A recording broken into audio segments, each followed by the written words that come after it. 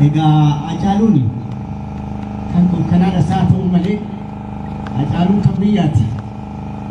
Hacaaluun kan saba Oromooti. Hacaaluun kan saba Oromooti. Hacaaluun immoo ilaa yaa qeerroo yaa qarree nama namanina nama jaadhaa malee nama namanina nama jaadhaa malee nama namanina nama jaadhaa malee maaliif kan jedhe Hacaaluun namanni amanu namanni jaalatuus geessee balleessisee diina Hacaaluun itti beekneera dhageenyeera haadha waan goonuu qabnu humna qabnu harka mootummaa jala galaniiru otoo naannoo kanatti jiraatanii annaqa nama waggaa 75 cuubeen waan amma baqaqsee akka koo mootummaatti foolsitti kenna kun hin ta'u egaa dawoo argataniiru isaan dawoo jala jiru yaa qarree yaa qeerroo nama namanina nama jaalladha nama jaalachuu seeru nama aanuun immoo nama balleessa nama namanina yoo waan nama namanina egaa Hacaaluu waan buusaa maaru Hacaaluun duuna jira akkatti jiru umurii isaa xinnoo sana keessatti waan baay'ee hojjeteera.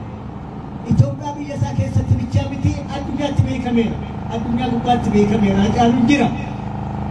Dhala qaba moo dhalteera. Ijoollee qaba. Ijoolleen isaa jirti.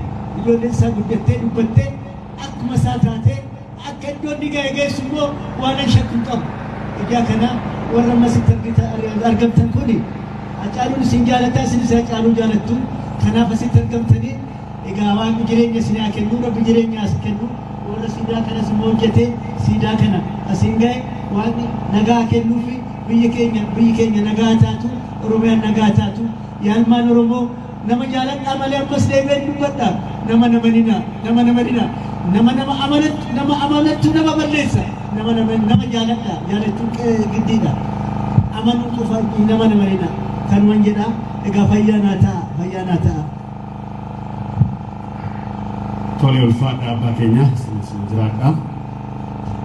Taansuudhaan pirezidaantiin yuunivarsiitii Amboo Dr. Taaddasaa Kanaa warreen milkaa'ina siidaa kanaatiif qooda gumaachisaniif